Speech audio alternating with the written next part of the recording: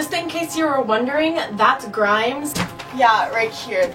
My grandmother signed up for a bunch of magazine subscriptions, and so like I just check them out whenever they come in the mail, and who reads magazines? Like, Joey, if you didn't know me, I was inspired by my friend Steph because she made a coming out story, but that was like ages back. Coming out, I'm like half out to people and a half not out. I think maybe I confuse the fuck out of people.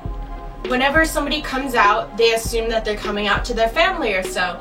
I never really came out to my family. I only came out to my dad, and that was probably when I was like 17. We went out to eat. I didn't want to be like, hey, I'm blank. What I really wanted to do is just tell him about like who I was seeing. I couldn't play the pronoun game and be like, they, because come on, it was a girl, and I just wanted to be honest with my dad. He's not a total homophobe. He just doesn't understand a lot of it, and especially back then, he definitely did not understand it. The rest of my family, I never really even brought it up to them. Come on, just look at me. Fill in the blanks, man. But there are a few family members that I am really nervous about, and that is like more of the older generation. My grandparents. A large part of me believes that I probably will never come out to them, and this is my personal identity, right? I don't have to tell everybody, and that's okay. But let's be honest, I'm not really that quiet on the internet. But the thing is that I don't post my videos to my family. I make sure that the people I know in real life don't see my YouTube content that much. Let's just say in the future they happen to stumble upon it. Oh well, I can't do anything about it. It's who I am. I'm not going to apologize for being myself, right? If I get disowned or if I get a bad reaction, that's just gonna be how it is. It sucks and it probably will hurt. As far as friends go, my friends were the most accepting.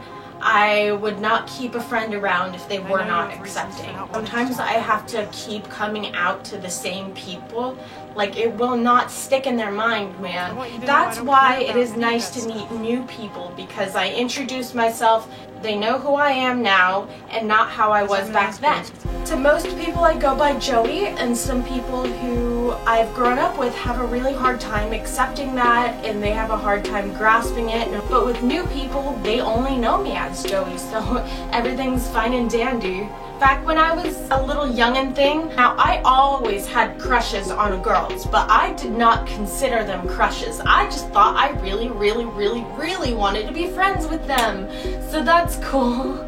I didn't realize they were actually like a legitimate crush until I was probably 15. And I was like, maybe I'm heteroflexible, because I heard that term somewhere and I thought it might have matched me. It was an easier way of coming out. At least people will accept that a little bit more, other than like saying I'm bisexual or I'm pansexual. Sometimes when people don't really understand what pansexual is, I just say I'm bisexual, because it's like, why not, right?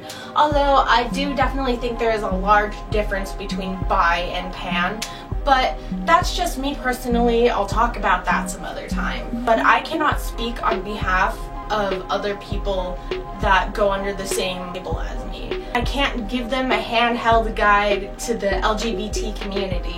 I would love to. Ash Hardal has done a really good job of that thing. Also, I'll be at VidCon this week, so like, if you see me, if you see this ugly face, then say hi, please. I gotta go because I'm actually packing my bag right now. So, bye guys.